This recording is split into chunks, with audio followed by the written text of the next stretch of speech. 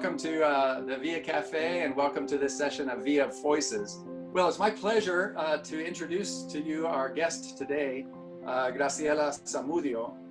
Graciela is a native of Mexico City, has been in Tijuana. I just learned chatting with her a few moments ago, has been in Tijuana for over 4.5 years now, and is the founder and leader of the nonprofit Asociación Civil called Alma Migrante. And I look forward to you getting to know Graciela a little bit. Those of you who don't yet know her, a true champion of human rights. We're so fortunate to have her with us today. And I would invite you to just join me in giving a round of applause, please, as we welcome Graciela Zamudio. You know, I think many of the human rights defenders in Mexico don't know that they are human rights defenders. Yeah. The word defense comes again from the international language of the Declaration of the Human Rights Defenders. This is, I think this was established in 1998, and it of course foresees that there is some challenge to a right to be protected or guaranteed. So these challenges can come from several different origins. It can come from authorities, but it can come also from other persons that are not necessarily authorities, or just from a situation. You know, if we think about the human rights of the migrant people, it doesn't matter if a migrant person is alone. Their own situation of being in the migration context challenges their human rights, challenges their right to be next to their families, for example. It challenges their rights to food security. It challenges the right to access to justice.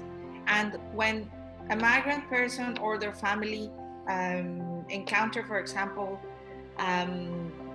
DTO's members, you know, the drug cartels people in Mexico, if they encounter them in their way, then they also see their human rights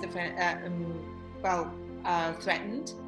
And also sometimes, sadly, when they come to bump into an authority that is not complying with the law, then that interaction also produces a threat to their human rights to their human rights.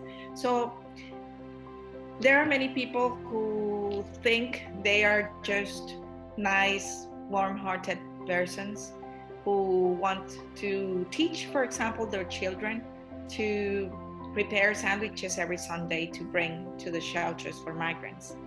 But they don't know that their actions are actually protecting the rights of migrants when they come to give them food. And as that simple action, there are so many actions that if you are doing for the purpose of guaranteeing or respecting the rights of another person, then that makes you a human rights defender. And this is not something that Alma Migrante invented. This is something that is written in the Declaration of Human Rights Defenders of the UN. So this is an internationally backed up institution, you know, the institution of human rights defenders all around the world. So they have a lot of rights that in a very quick summary, they are concentrated, or they're focused on having the right to defend, you know, to defend in all the several ways that they can do it.